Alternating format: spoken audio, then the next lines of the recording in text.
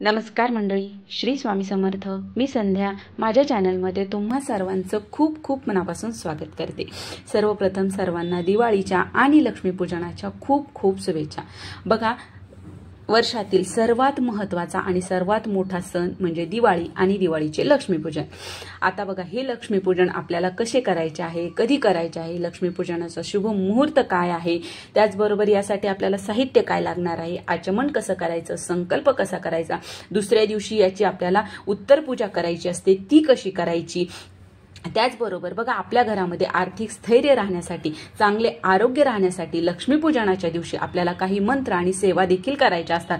ते कुठले मंत्र सेवा आपल्याला करायच्या आहेत. त्याचबरोबर बघा, यावर्षी 2 दिवस अमावस्या आलेली आहे. त्यामुळे खूप जणांच्या मनामध्ये संभ्रम आहे की 20 तारखेला आपल्याला लक्ष्मीपूजन करायचं आहे की 21 तारखेला. हे सुद्धा आपण ही माहिती, संपूर्ण माहिती स्टेप बाय स्टेप आज आपण या व्हिडिओमध्ये पाहणार आहोत. त्यामुळे व्हिडिओ अगदी शेवटपर्यंत पहा आणि जर तुम्ही माझ्या चॅनलवरती नवीन असाल तर चॅनलला सबस्क्राइब करा.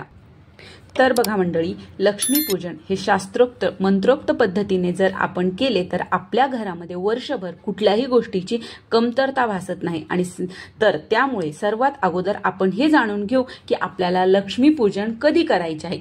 तर बघा मंडळी, लक्ष्मीपूजन आपण अश्विन अमावस्येला आपण लक्ष्मीपूजन करत असतो आणि हे लक्ष्मीपूजन आपण प्रदोष काळामध्ये करत असतो. आणि प्रदोष काळ म्हणजे सूर्यास्तानंतरचा जवळपासचा 2 तासाचा कालावधी हा प्रदोष काळाचा असतो. तर बघा, यावर्षी 2 दिवस अमावस्या आलेली आहे. बघा, अमावस्या ही सुरू होणार आहे 20 ऑक्टोबर 2025 रोजी दुपारी 3:44 आणि अमावस्या संपणार आहे 21 ऑक्टोबर 2025 रोजी संध्याकाळी 5:54. तर बघा, आता आपल्या हिंदू धर्मशास्त्रामध्ये ज्या दिवशी सूर्याने पाहिलेली जी तिथी असते, उदय तिथी असते, तर त्या तिथीलाच आपल्याला कुठलंही शुभ कार्य केलं जातं, तो शुभ मुहूर्त मानला जातो. तर या वर्षी 21 तारखेला म्हणजे अमावस्या सुरू होणार आहे 20 तारखेला, पण ती दुपारी सुरू होणार आहे, 3च्या नंतर सुरू होणार आहे, 3:44 म्हणजे 4 वाजेच्या आसपास अमावस्या सुरू होणार आहे आणि संपणार आहे 21 तारखेला संध्याकाळी 5:54 म्हणजे 6 वाजेपर्यंत अमावस्या आहे. तर तुम्हाला उदय तिथीनुसार जर तुम्हाला करायचं असेल तर तुम्ही 21 तारखेलाच आपल्याला लक्ष्मीपूजन करायचं आहे. 21 तारखेचा शुभ मुहूर्त आहे संध्याकाळी 6:10 पासून ते 8:40 बघा, तुम्हाला जर वाटत असेल तर तुम्ही 20 तारखेला प्रदोष काळामध्ये सुद्धा तुम्ही 20 तारखेला लक्ष्मीपूजन करू शकता. तर जर तुम्हाला वाटत असेल तर तुम्ही 21ला सुद्धा करू शकता आणि 20 तारखेला सुद्धा करू शकता. जर 20 तारखेला करायचं असेल तुम्हाला तर 20 तारखेला प्रदोष काळामध्ये संध्याकाळी 6:56 पासून ते 8:04 तुम्ही 20 तारखेला लक्ष्मीपूजन करू शकता. आणि जर तुम्हाला 21 तारखेला जर करायचं असेल तर तुम्ही 21 तारखेला प्रदोष काळामध्ये म्हणजे संध्याकाळी 6:10 पासून ते 8:40 तुम्ही लक्ष्मीपूजन करू शकता. आता आपण हे पाहू की आपल्याला लक्ष्मीपूजन कसे करायचे आहे. तर त्या अगोदर लक्ष्मीपूजनाला बसायच्या अगोदर आपल्याला सर्व आपलं जे काही साहित्य आपल्याला लागत असतं, हे बघा या व्हिडिओमध्ये तुम्हाला दिसत असेल, हे सर्व साहित्य आपण अगोदरच आपल्या जवळ घेऊन बसायचं आहे. तुम्ही 1-2 तास अगोदरच ही सर्व साहित्य आपलं गोळा करून घ्यायचं. म्हणजे काय होतं, आपली गडबड होत नाही आणि कुठलीही वस्तू आपली विसरत नाही आणि आपली जास्त उठाऊट होत नाही. त्यामुळे सर्वात अगोदर आता आपण लक्ष्मीपूजन कसं करायचं हे जाणून घेऊया. तर सर्वात अगोदर आपल्याला सायंकाळच्या वेळेला, आता 20 तारखेला जरी करणार असाल तेव्हा किंवा 21 तारखेला करणार असाल तेव्हा किंवा तुम्ही दोन्हीही दिवस लक्ष्मीपूजन करू शकता.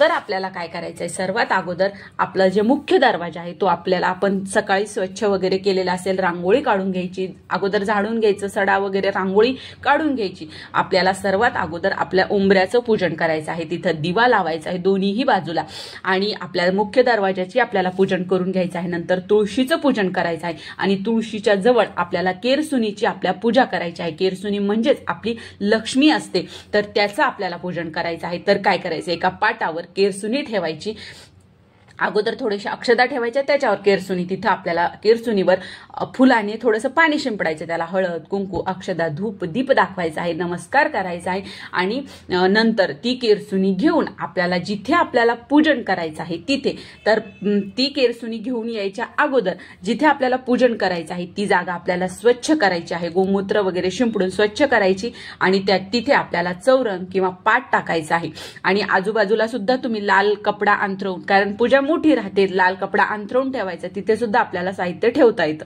तर असं करायचं. त्यानंतर आपल्याला ती केरसुनी आपण तुळशीजवळ ठेवलेली ती केरसुनी घेऊन यायची, त्या आपण जिथे पूजा मांडणार आहोत तिथे तांदळाने स्वस्तिक काढायची, त्यावरती केरसुनी ठेवायची, केरसुनीची विधिवत पूजन करून घ्यायचं आहे. त्यानंतर आपल्याला चौरंगावर सर्वात अगोदर दीपपूजन करून घ्यायचं, दिव्याची पूजा करायची. दिव्याची पूजा झाल्याच्या नंतर आपल्याला कलश स्थापन करून घ्यायचा आहे. कलश कसा स्थापन करायचा आहे आपल्या सर्वांना माहिती आहे. कलश स्थापन झाल्याच्या नंतर आपल्याला तिथे फोटो ठेवायचे आहेत. फोटोमध्ये बघा आपण भगवान विष्णू आणि माता लक्ष्मीचा जो एकत्रित फोटो असतो, शेष नागावर बसलेले आहेत, तो फोटो आवर्जून ठेवायचा आहे. तो ठेवायचा. त्याच्या बाजूला आपल्याला जर आपल्याकडे कुबेर भगवानांचा फोटो असेल, मूर्ती असेल, तर ती आपल्याला तिथे ठेवायची आहे. लक्ष्मी, गणपती आणि सरस्वती एकत्र असलेला जो फोटो असतो तो आपल्याला तिथे ठेवायचा आहे. थोड्याशा अक्षता टाकायच्या, त्यावर सर्व फोटो ठेवायचे आहे. ते झाल्याच्या नंतर आता बघा आपल्याला पूजेला बसायचं आहे. त्या अगोदर आपल्याला संकल्प करायचा असतो. कुठलीही पूजा करायच्या अगोदर आपण संकल्प करतो. तर एक पळी पाणी हातामध्ये घ्यायचं आणि ओम केशवाय नमः पाणी पिऊन घ्यायचं. परत एक ओम नारायणाय नमः परत पाणी पिऊन घ्यायचं. परत माधवाय नमः असं म्हणून 3 पळ्या पाणी पिऊन घ्यायचं आहे. नंतर 2 पळ्या पाणी ताम्हणात टाकत असताना ओम गोविंदाय नमः ओम विष्णवे नमः असं म्हणत 2 पळ्या पाणी ताम्हणात टाकायचं आहे. अशा प्रकारे त्यामध्ये आपल्याला पाणी, अक्षदा, फुलं घेऊन त्यामध्ये हळद कुंकू टाकून आपल्याला पुढील संकल्प करायचा आहे की मी अमुक गोत्राची, म्हणजे तुम्ही तुमचं गोत्र कश्यप सांगू शकता जर तुम्हाला माहीत नसेल तर, आणि म्हणायचं आहे की मी कश्यप गोत्राची आणि आपलं नाव घ्यायचं आहे. आता तुम्ही तुमचं नाव घ्यायचं आहे. मी माझं नाव घेते की मी कश्यप गोत्राची संध्या रामेश्वर जाधव, परब्रह्म भगवान श्री स्वामी समर्थ महाराजांची मी सेवेकरी. माझ्या घरातील व कुटुंबातील कायिक, वाचिक, मानसिक दारिद्र्य निवारण होऊन क्षेम, स्थैर्य, आयु, आरोग्य, ऐश्वर्य, अप्राप्त लक्ष्मी प्राप्तीसाठी व प्राप्त लक्ष्मी चिरकाल संरक्षित राहण्यासाठी, तसेच गुरु, आई वडील यांची भक्ती, सेवा व सानिध्य प्राप्तीसाठी, तसेच घरातील क्लेश, कलह निवारण होऊन घरात, कुटुंबात एकोपा राहण्यासाठी यथाशक्ती यथ ज्ञानेन दीपावली निमित्त श्री लक्ष्मी पूजन करीत आहे.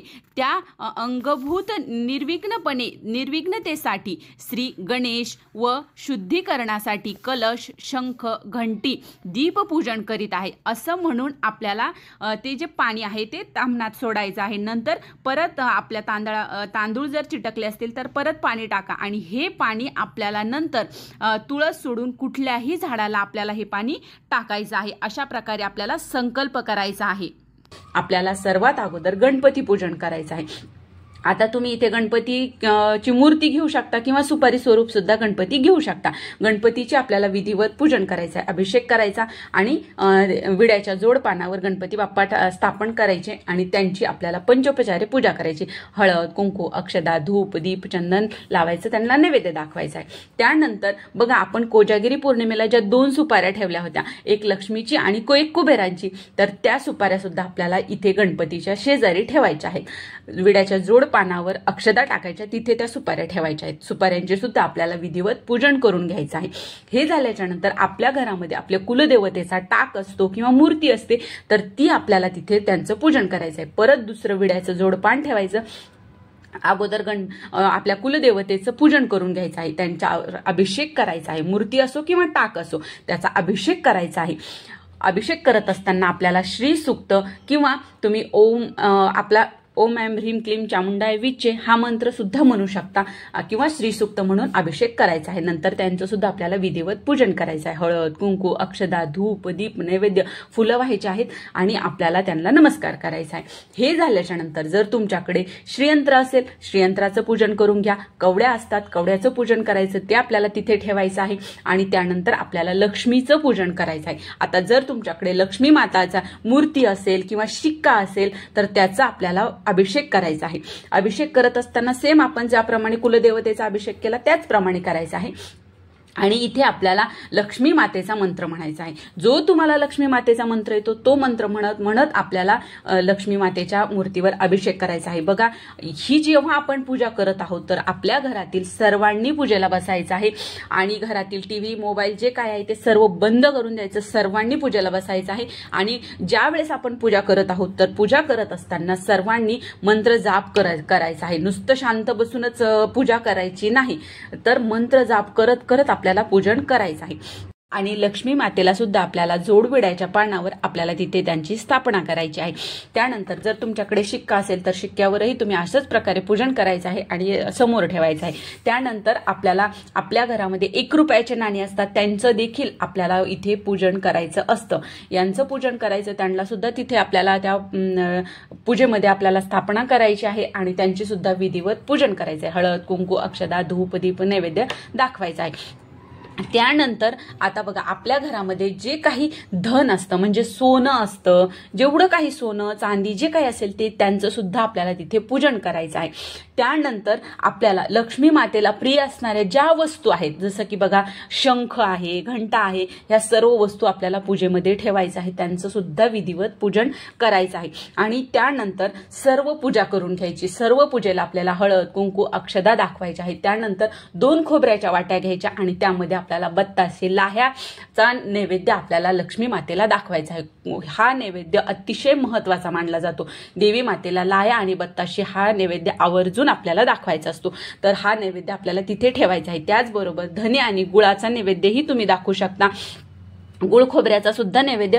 त्याचबरोबर आपल्या घरामध्ये जे काही नैवेद्य बनलेला असो, पुरणपोळी असो, खीरपुरी असो किंवा फराळाचं जे साहित्य आहे ते सर्व साहित्य आपल्याला तिथे ठेवायचं आहे आणि त्याचा नैवेद्य सर्व पूजेला आपल्याला दाखवायचा आहे। आणि त्यानंतर आपल्याला लक्ष्मी मातेला एक विडा ठेवायचा आहे आणि तुम्ही इथे लक्ष्मी मातेची ओटी सुद्धा भरू शकता। तर विड्यामध्ये आपल्याला काय ठेवायचं आहे? 1 रुपयाचं नाणं, सुपारी, हळकुंड, बदाम, खारीक आणि खोबऱ्याची 1 वाटी, असं प्रकारे आपल्याला देवीला विडा अर्पण करायचा असतो। नंतर आपण जे केरसुनी आहे तर केरसुनीची सुद्धा आपल्याला पूजा करून घ्यायची आहे। आणि सर्वात महत्त्वाचं म्हणजे या दिवशी सरस्वती पूजन सुद्धा केलं जातं। तर आपली वर्षभराची जी हिशोबाची वही असते तर नवी कोरी वही घेऊन यायची आहे आणि या म्हणजे पाडव्यापासूनच आपल्याला नवीन वर्ष सुरू होत असतं, तर यामध्ये आपल्याला आपला जो काही आपण हिशोब करत असतो तो हिशोब आपल्याला या वहीमध्ये लिहायचा आहे। तर वही आणि पेन आपल्याला तिथे ठेवायचं आहे आणि त्या वहीवर आपल्याला त्याच पेनाने अगोदर आपल्याला त्या वहीचं पूजन करून घ्यायचं। वहीला हळद, कुंकू, अक्षदा व्हायच्या आणि ओल्या कुंकवाने त्याच्या पहिल्या पानावर आपल्याला स्वस्तिक काढायचं आहे आणि त्याचे पूजन करायचं आहे। आणि तिथे आपल्याला 5 आपल्या कुलदेवतेची 5 नावं लिहायची आहेत आणि त्यांचं पूजन करायचं आहे। नंतर ती वही आपल्याला वर्षभर वापरायची आहे। तर अशा प्रकारे हे पूजन करायचं आहे। आणि आपल्या घरामध्ये जे काही पैसे आहे, धन, सोनं जे काही आहे ना ते सर्व आपल्याला पूजन करायचं आहे। त्याचबरोबर या दिवशी धान्याची देखील पूजा केली जाते। तर असे बोळके असतात तर ते बोळके धान्य भरून घ्यायचं आहे। तुम्ही 5-7 धान्य घेऊ शकता आणि त्यांचंही आपल्याला इथे पूजन करायचं आहे। तर अशा प्रकारे आपल्याला विधिवत संपूर्ण लक्ष्मी पूजन करायचं आहे। आणि हे पूजन झाल्याच्या नंतर घरातील सर्वांनी आपण आरती करायची आहे। आता बघा, सर्वात अगोदर गणपतीची आरती करायची, म्हणजे तुमच्याकडे ज्या काही महालक्ष्मीची जी कुठली तुमच्या महालक्ष्मीची आरती असेल नंतर ती करा। ज्या तुमच्याकडे केल्या जात असतील 4, कुठे 3 आरत्या केल्या जातात, कुठे 5 आरत्या केल्या जातात, कुठे 2च आरत्या केल्या जातात, तिचे म्हणजे फक्त लक्ष्मीची आणि गणपतीची, तुम्ही त्या सुद्धा आरत्या करू शकता। तर आरती करायची आहे, घरातल्या सर्वांनी नैवेद्य घ्यायचा आहे आणि हे करत असताना घरातील वातावरण अतिशय मंगलमय ठेवायचं आहे। भांडणं, कटकटी, चिडचिडपणा अजिबात आपल्याला या दिवशी करायचा नाहीये। हे सर्व झाल्याच्या नंतर घरातील छोट्यांनी सर्वांनी मोठ्यांचा आशीर्वाद घ्यायचा आहे आणि नंतर बघा, जर तुम्हाला शक्य झालं तर तुम्ही लगेच सेवा करू शकता. जर आपण ही सेवा केल्या तर आपल्या घरामध्ये अखंड लक्ष्मी माता वास करत असते. जर तुम्हाला शक्य झालं तर तुम्ही लगेच करू शकता. किंवा काय असतं ना, ह्या वेळेला खूप घाई गडबड झालेली असते, जेवणाची ही वेळ असते, तर ही सर्व पूजा, ही सेवा आहे जी आपण आता पुढे पाहणार आहोत, ती सेवा तुम्ही नंतर म्हणजे संध्याकाळी सुद्धा तुम्ही ही सेवा करू शकता. या सेवेमध्ये बघा, आपल्याला लक्ष्मी गायत्री मंत्र, विष्णू गायत्री मंत्र, कुबेर मंत्र, श्री स्वामी समर्थ महाराजांची एक माळ, कुलदेवतेचा मंत्र, विष्णू सहस्त्रनाम, आपल्याला या गोष्टी आपल्याला पठन करायच्या आहेत. आणि हे जे मंत्र आहेत ते प्रत्येकी एक एक माळ आपल्याला करायचे आहेत. नाही शक्य झालं तर कमीत कमी 16 वेळेस तरी आपल्याला हे मंत्र म्हणायचे आहेत. विष्णू सहस्त्रनाम आपल्याला आवर्जून या दिवशी म्हणायचं आहे. कारण काय असतं ना, आपण जी काही पूजा केलेली आहे तर या पूजेमध्ये आपल्याकडून काही चूक झालेली असली तर, अनावधानाने आपल्याकडून चूक झालेली असली तर याची क्षमा प्रार्थना म्हणून सुद्धा आपण विष्णू सहस्त्रनाम घ्यायचं आहे. आणि ज्यावेळेस आपली पूजा होईल त्यावेळेस आपल्या दुर्गा सप्तशतीच्या पाठामध्ये जी क्षमा प्रार्थना दिलेली आहे ती सुद्धा आपल्याला या दिवशी घ्यायची आहे. अशा प्रकारे आपल्याला विधिवत लक्ष्मीपूजन करायचं आहे. आता हे झालं लक्ष्मीपूजन. आता याची उत्तर पूजा कशी करायची, तर उत्तर पूजा ही आपल्याला दुसऱ्या दिवशी करायची आहे. आता तुम्ही उत्तर पूजा 20 तारखेला जर लक्ष्मीपूजन केलं तर तुम्ही अशीच 21 तारखेला ठेवून तुम्ही 22 तारखेला सुद्धा याचं उत्तर पूजा म्हणजे विसर्जन करू शकता. तर आपल्याला काय करायचं आहे, सर्वात अगोदर ही पूजा आपण अशीच ठेवलेली आहे. तर सकाळी लवकर उठून 22 तारखेला असो किंवा 21 तारखेला सकाळी लवकर उठून त्या पूजेच्या समोर शक्यतो आपल्याला अखंड दिवा लावायचा आहे. तो दिवा आपला त्या दिवशी अजिबात शांत झाला नाही पाहिजे. जरी झालाच तर दुसऱ्या दिवशी आपल्याला अगोदर दिवा लावून घ्यायचा, अगरबत्ती लावायची, स्वतःला हळद कुंकू लावायचं आहे. देवीच्या समोर बसलो तिला हळद कुंकू अक्षदा अगरबत्ती लावायची आहे. आणि इथे आपल्याला दूध साखरेचा नैवेद्य दाखवायचा आहे. बघा, बऱ्याच ठिकाणी कानोले केले जातात, गोड कानोले केले जातात, किंवा जो तुमच्याकडे नैवेद्य केला जात असेल तो नैवेद्य आपल्याला तिथे ठेवायचा आहे. आणि नंतर आपल्याला अक्षदा हातात घ्यायच्या आहेत. अक्षदा हातात घ्यायच्या आणि जो वरती स्क्रीनवरती तुम्हाला मंत्र दिसत असेल तो मंत्र आपल्याला म्हणायचा आहे. घरातील सर्वांनी या किंवा फक्त घरातल्या लक्ष्मीने केलं तरीही चालेल. तर तो मंत्र म्हणायचा आहे. सर्व पूजेवर आपल्याला त्या अक्षदा आहेत त्या शिंपडायच्या आहेत.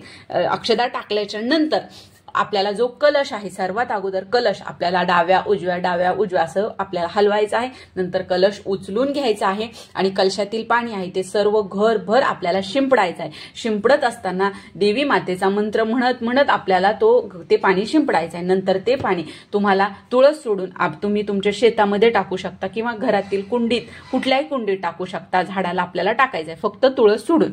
ते झाल्याच्या नंतर त्या ह्याच्यामध्ये आपण जे सुपारी आणि 1 रुपयाचं नाणं ठेवलं होतं, त्यानंतर कुबेराची आणि माता लक्ष्मीची जी सुपारी आहे, अशा 3 सुपाऱ्या आणि 1 रुपयाचं नाणं आपल्याला आपल्या लाल कपड्यामध्ये बांधून आपल्या तिजोरीमध्ये आपल्याला ठेवायचं आहे. हे झाल्याच्या नंतर जे बाकीचं साहित्य आहे, फुलं वगैरे आहेत, पानं आहेत, हे सर्व आपल्याला निर्माल्यामध्ये टाकायचं आहे. बाकीचं साहित्य आपल्याला जागेवर ठेवायचं आहे. तर अशा प्रकारे आपल्याला उत्तर पूजा आपल्याला दुसऱ्या दिवशी करायची आहे. लगेच पूजा उचलायची नसते. तर अशा प्रकारे आपल्याला विधिवत जर तुम्ही अशा प्रकारे लक्ष्मीपूजन केलं, उत्तर पूजा केली तर तुमच्या घरामध्ये अखंड लक्ष्मी माता वास करेल. तर ही छोटीशी माहिती मला आज तुमच्यापर्यंत पोहोचवायची होती. तर कसा वाटला व्हिडिओ मला नक्की कमेंट करून सांगा. आणि जर हा व्हिडिओ आवडला असेल तर व्हिडिओला लाईक करा. जास्तीत जास्त लोकांपर्यंत, तुमचे मित्रमैत्रिणी, नातेवाईक यांच्यापर्यंत हा व्हिडिओ शेअर करा आणि माझ्या चॅनलला सबस्क्राईब करा. श्री स्वामी समर्थ.